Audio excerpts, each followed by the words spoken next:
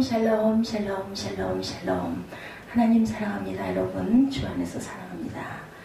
오늘 에스겔 2장 1절에서 10절까지 함께 우리 합독했습니다. 사람아 일어나라 라는 제목으로 함께 은혜를 나누도록 합니다.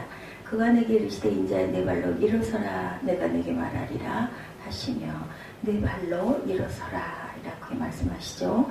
그가 내가 말씀하실 때 그 영이 내게 임하사 나를 일으켜 내 발로 세우시기로 내가 말씀하시는 자의 소리를 들으니 하나님이 에스겔을 일으켜 세우셨어요. 그래서 내 발로 섰다라는 거죠.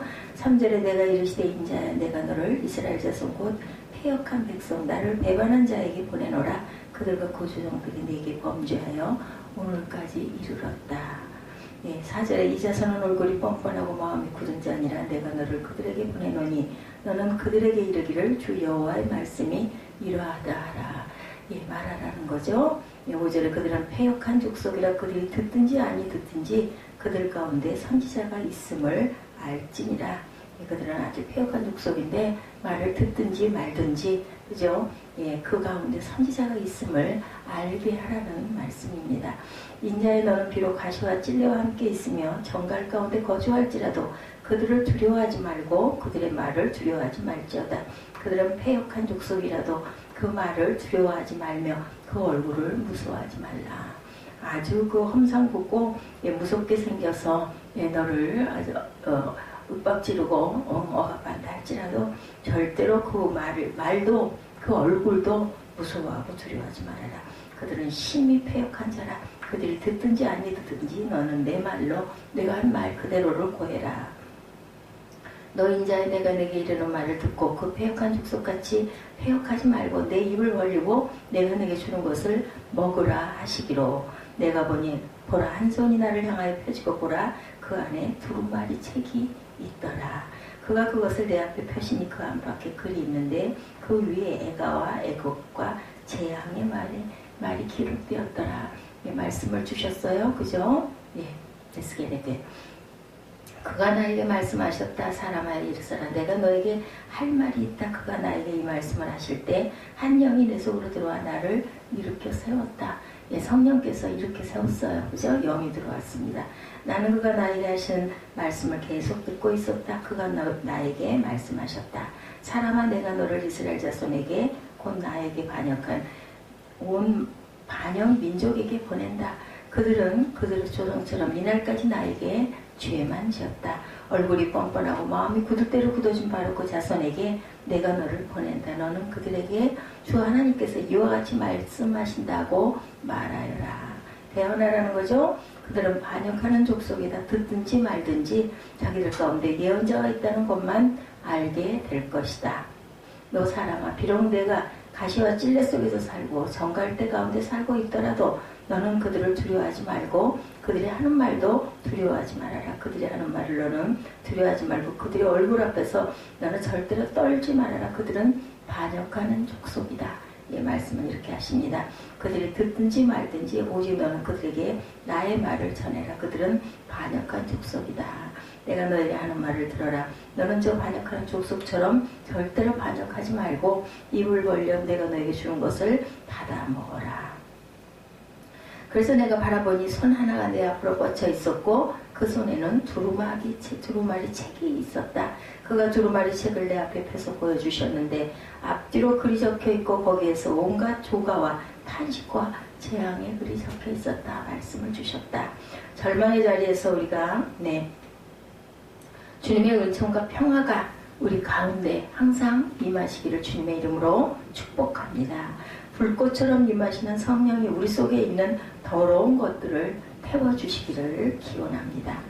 바람처럼 임하시는 성령이 생기를 잃고 비틀거리고 있는 우리들을 하늘 군대로 일으켜서 채워주시기를 바랍니다. 단비처럼 내리시는 성령이 메마른 우리 심령에 임하셔서 우리가 생명의 춤을 추며 살 수 있게 되기를 빕니다.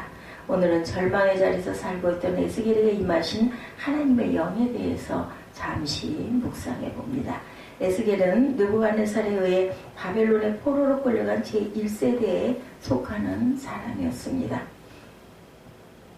제사장 가문 출신인 그에게 하나님의 영이 임한 때는 제30년 넷째 달 5일이었죠. 다소 뜬금없는 날짜입니다. 대개 학자들은 이것을 에스겔이 제사장의 직무를 수행할 수 있는 나이인 30살에 이르렀음을 나타낸다, 이것으로 해석을 하죠. 에스겔에서는 그때를 여호와 야긴 왕이 포로로 잡혀온 지 5년째 되는 그달 5일이라고 확인하고 있습니다. 여호야긴이 왕위 업적에서 쫓겨나고 포로로 잡혀간 것은 기원전 597년이라고 합니다. 그때부터 5년쯤 지난 시간이니 에스겔이 소명을 받은 것은 대략 기원전 592년, 5년쯤 후니까 그렇겠죠. 예, 포로 생활 5년은 아마도 지극한 절망의 어둠에서 가까스로 벗어나와 살아갈 꿈일을 할 수밖에 없는 시간. 5년 정도 되면 이제는 그 생활에 조금은 익숙해졌을 것이다 라는 거죠. 포로로 잡혀간 그들은 폐위되었던 여호와 야긴이 자기들의 정체성의 중심으로 삼고 새로운 희망을 모색하고 있었겠죠. 이제 함께 잡혀온 그 왕과 함께, 그죠?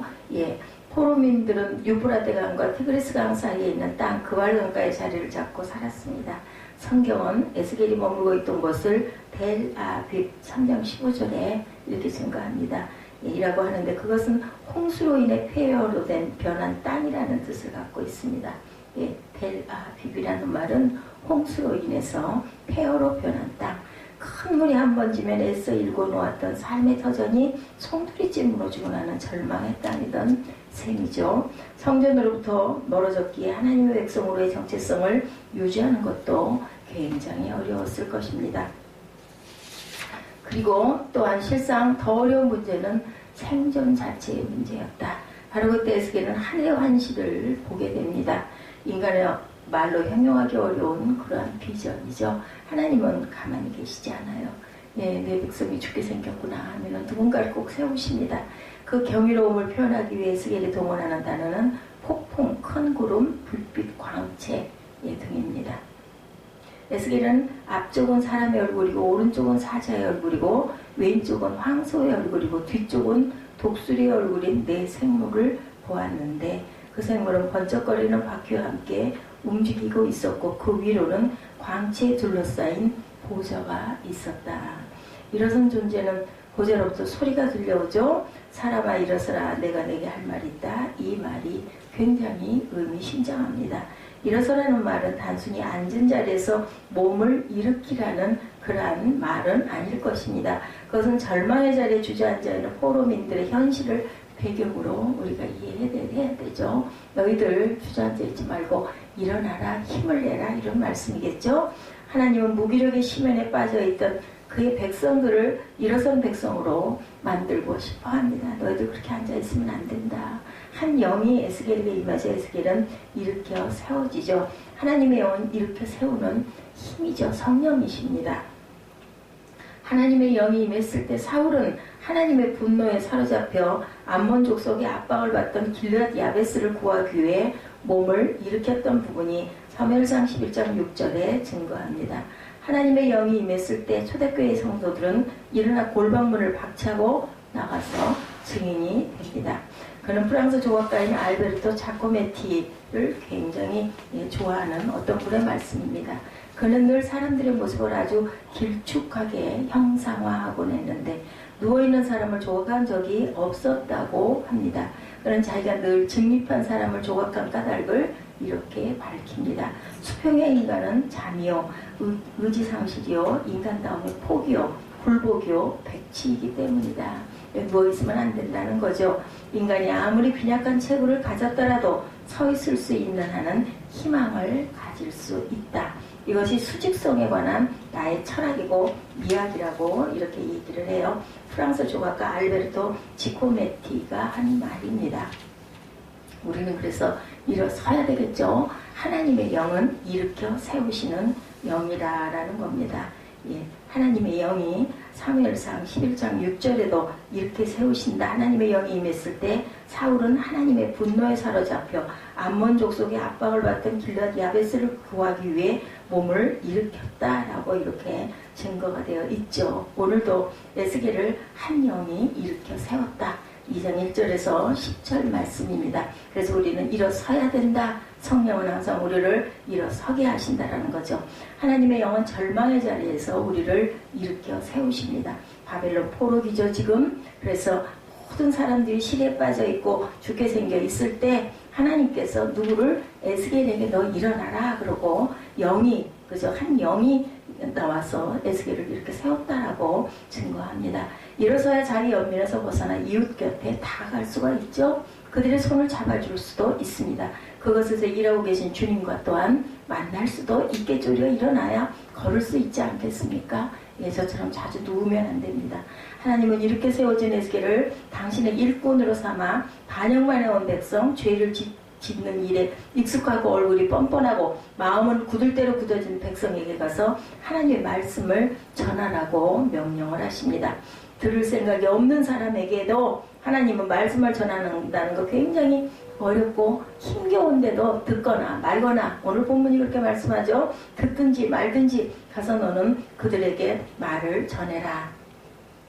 그들은 왜 패역한 족속이다 5절입니다. 그들이 듣든지 아니 듣든지 그들 가운데 선지자가 있음을 알려라. 7절에 그들은 심히 패역한 자라 그들이 듣든지 아니 듣든지 너는 내 말로 고할지라. 내가 너희가 말한 그 말을 그들이 듣거나 말거나 가서 그대로 전하라고 말씀합니다.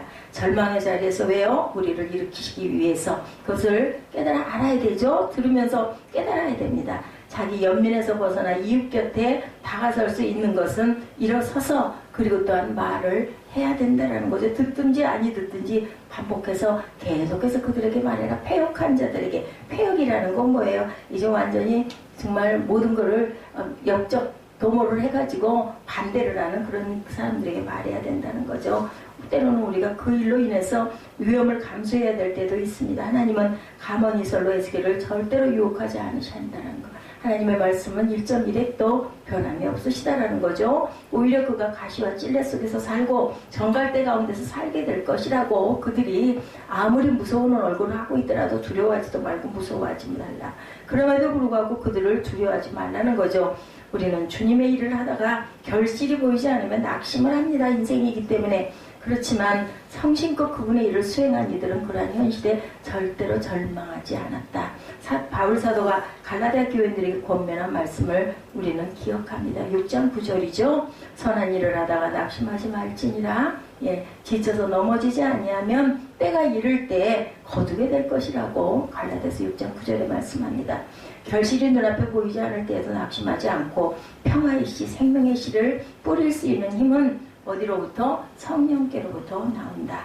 하나님의 영은 수평의 사람을 어떻게 수직의 사람으로 일으켜 세운다라는 겁니다. 불의에 분노하게 하고 약자들에 대한 한없는 연민을 품게도 합니다. 모든 경계를 넘어 하나됨의 기쁨을 누리게도 하십니다. 헛된 열정에서 벗어나 거룩한 삶을 살아가도록도 만들고 하나님의 영은 우리를 뭘로 정말 진리가 자유롭게 말씀 속에서 우리가 힘을 내고 그리고 서서 걷게 자유인을 만든다. 세상의 아픔을 앓기도 합니다. 사람들이 우리의 말을 귀담아 듣지 않는다여 절대로 낙심할 것이 없다.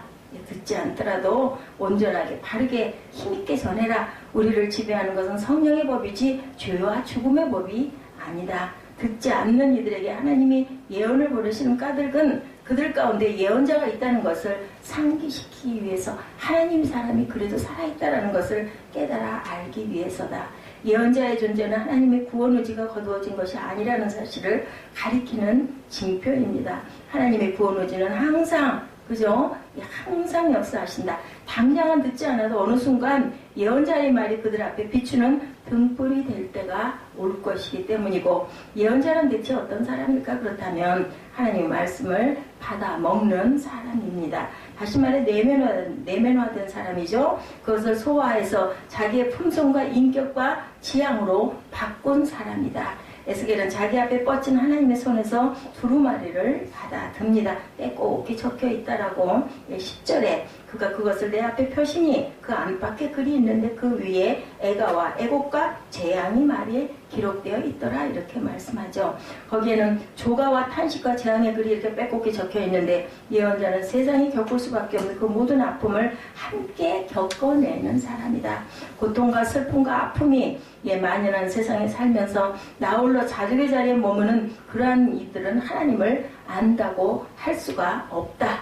오늘 우리는 항상 다달이 성찬을 받습니다. 성찬의 떡과 포도주를 나누면서 우리는 예수 그리스도의 살과 피를 기억합니다. 그래서 그 의식을 행하죠. 살과 피는 곧 뭐예요? 생명입니다. 성찬에 참여하는 모든 성도들은 예수적 삶을 추구하겠다라는 고백을 하는 그러한 사람들이고 그러한 자리입니다. 주님은 하나님의 뜻을 따라 살다가 죽임을 당하시죠.